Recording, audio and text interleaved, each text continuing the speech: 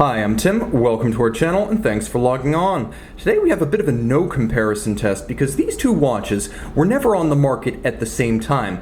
This one launched in 2018 and this one built from 2014 to 2016. And yet the current Omega Seamaster Diver 300 meter and the late great Rolex Sea Dweller 4000 are similar in size, in style, in product class, and even the original target buyer. It makes sense because this is what pre-owned watch collectors do, to compare watches otherwise incomparable in the marketplace. Let us begin with the Elder Statesman. Now, of course, this watch discontinued after the 2016 model year. It was effectively a victim of its own subtlety. It simply looked too much like the Submariner date for folks who wanted their expensive Rolex dive watch to look more expensive than the less expensive Rolex dive watch. And yet it's become a bit of a cult classic for its wearability and its subtlety. A timepiece built for 3 model years and a steel Rolex dive watch at that, this is the definition of a collectible timepiece. On my 16cm circumference wrist, you can see that the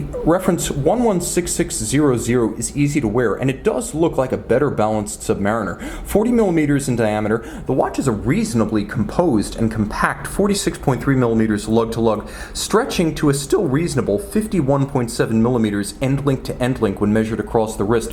So even if your wrist is as small as 14cm circumference, you're going to wear this one easily. The spacing between the lugs is 20mm as with the Sub, another similarity, but you can see at 15mm thick, this is the only overt difference in dimension between the Submariner and the Sea Dweller 4000. Now you will note the absence of the Cyclops eye gives this one a cleaner appearance on the wrist. The bracelet features satin finish tops, and of course it's very similar to the Sub in most respects. It's the Oyster bracelet, you have polished outer faces, removable links fixed by screws. You do have a clasp that feels a bit special with a contrasting media blasted interior and polished facets. You have the beak and hook system. The lift lock uses an articulated hinge, so basically a vertical trigger, in conjunction with the clamshell, so it's not single locked, it's actually double locked. And then internally you get something that the Sub does not have. Yes, there's the 20mm Glidelock system in 2mm increments, so you have 20mm of adjustability in 2-meter increments, but you also get, should you need it, a full Fliplock fold-out extension for over 50mm of total extension, or if you live in the old colonies like yours truly, that's over 2 inches. It's an impressive system, and it feels remarkably secure and solid given the sheer number and size of the moving parts. Now, rubbing off on the Sea Dweller is the essential aesthetic of the Submariner, and of course we are talking that look descended from 1953, with the only obvious difference here being the aperture in the flank for the helium escape valve. That's there to prevent the blowout of the sapphire and the seals should you be ascending from saturation diving activities. At 2 to 3 bar internal overpressure, the helium escape valve opens and prevents the compromise of your watch. Now the bezel features a deep and sharp knurling, a ceramic cap, and you can see that the wells for the indices as well as the numerals, they're actually filled with a platinum deposit. So this watch with some precious metal outside and inside. Let's hear the bezel.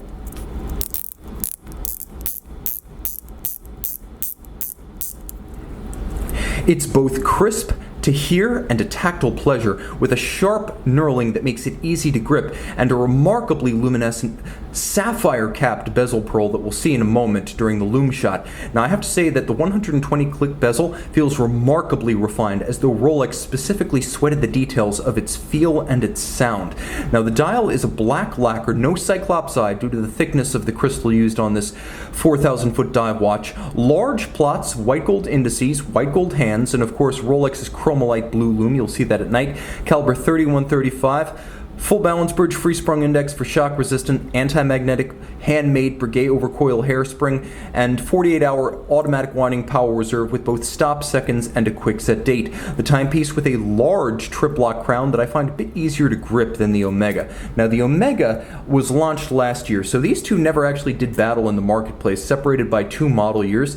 The Omega, however, has been on the market for a long time, and a 41mm version of this watch would have been the direct equivalent to the Sea Dweller. Now, given the disparity between diving depths, this may seem like an unconventional comparison, but also, given the standard helium escape valve on the Seamaster 300, the Omega invites the comparison as a bit of a killer of giants in its price class. Now, this watch on my wrist is easy to wear. I own the previous 41mm version of this watch, and I can tell you they basically wear exactly the same. The watch is 13.7mm thick. It has a 20mm spacing between the lugs, which is also the same as the 41mm watch.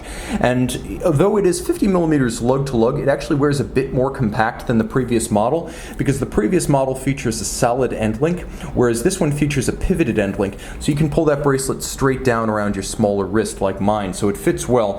It actually fits better than the old 41, and it's an easy watch to wear and an easy watch to love. The bracelet is substantial. As ever, it's a bit more intricate than the Rolex Oyster, with the smaller intermediate links, and the polished intermediates give it a bit of an air of a dress bracelet, so it could be a sports bracelet or a dress bracelet in equal measure.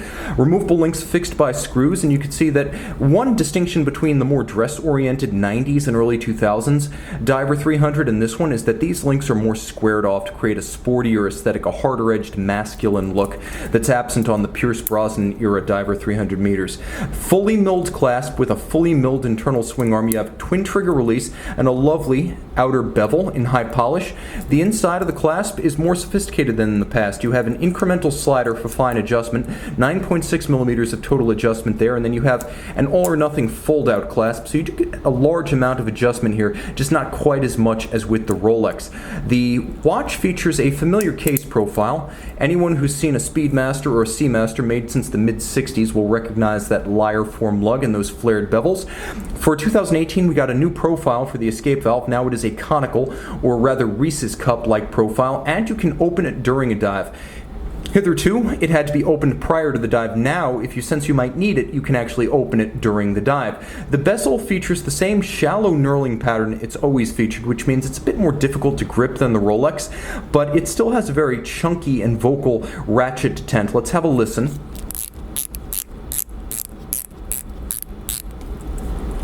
It's just as precise with 120 click functionality, but it doesn't quite have the same tactile and audible sense of quality and palpable sense of refinement that you get when you operate the Rolex. That said, we still have a ceramic insert with white cold enamel inlays, and then of course a screw down crown with crown guard structure, and something you don't get in the Rolex, a display case back.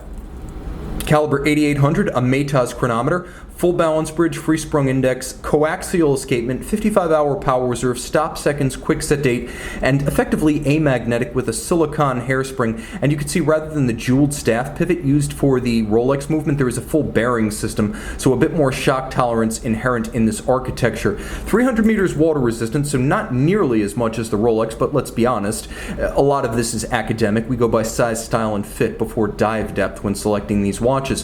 One other refinement to this watch, the retention of the old James Bond style skeleton hands, much appreciated, but the return of the Omega wave dial, which was on hiatus between 2012 and 2017, much loved in the 90s, just like the skeleton hand, it returns here, but in ceramic, zirconium oxide, with laser cut waves. It's now tarnish resistant, scratch resistant, essentially enduring glossy, a forever dial just like enamel, but without the expense and delicacy of enamel. You've also moved for 2018 the date from 3 o'clock down to 6. Okay, let's talk about the advantages of this watch. First, value. $5,200 new. If you want to buy this one new, it's still available as such. $5,200 is a great deal. I say buy it pre-owned for about $3,800 and you're getting one heck of a timepiece. And given that they were launched in 2018 and all of these have had 5-year warranties, all legally authorized vended versions of this watch should have years of warranty remaining. Let's talk about slimmer. 13.7 millimeters against 15 millimeters. And you can really see the difference between the Rolex and the Omega from that angle. It's not even close, and the feeling, the apparent thickness on the wrist creates an even greater disparity. The Rolex simply feels like it's twice as thick as the Omega.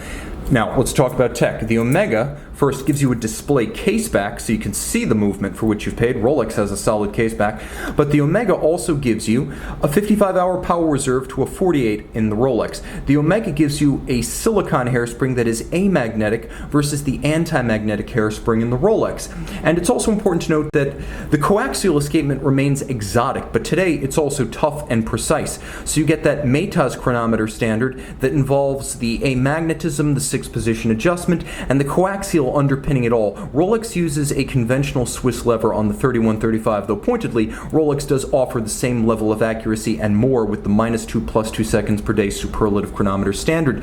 That said, the Rolex also lacks the rotor bearing of the Omega. So the Omega with the rotor bearing helping to steel the automatic winding system against shock much better than the jeweled staff in the Rolex 3135. So you got power reserve, the exotic coax, you have the silicone hairspring, and the rotor bearing system. You also have a better candidate for strap swaps, as Omega makes OEM straps for this watch. There is no OEM strap option for this watch, and no modern Rolex watch really looks or feels natural on a strap. So in that regard, the Omega is simply a better selection for you if you plan or prefer to wear a watch on a strap. Ultimately, I'm going to say this one's also easier to read by day.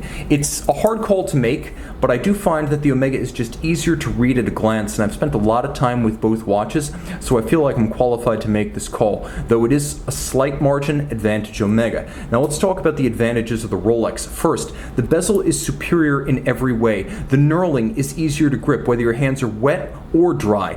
The sound and the feel of the bezel, so crisp, so refined, so precise.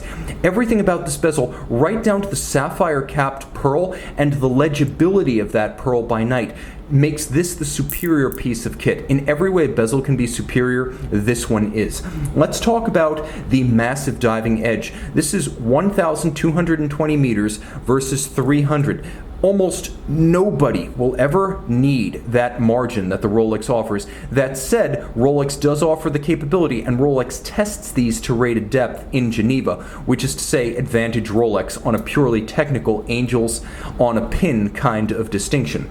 Let's also mention though, from a practical standpoint, Rolex does a better job of integrating the Helium escape valve. You may never need it, but you also need not acknowledge it, as Omega's famed Helium escape valve has always been a distinctive but controversial styling point, some likening this appurtenance to a warthog's wart, and it does have a little bit of the look of an eye on a potato. It's not handsome, it's functional, but the Rolex gives you both, so why compromise? Let's talk about the clasp. Now the Rolex feels as solid as the Omega, but Omega gives you 9.2 millimeters of adjustment. Rolex gives you 20.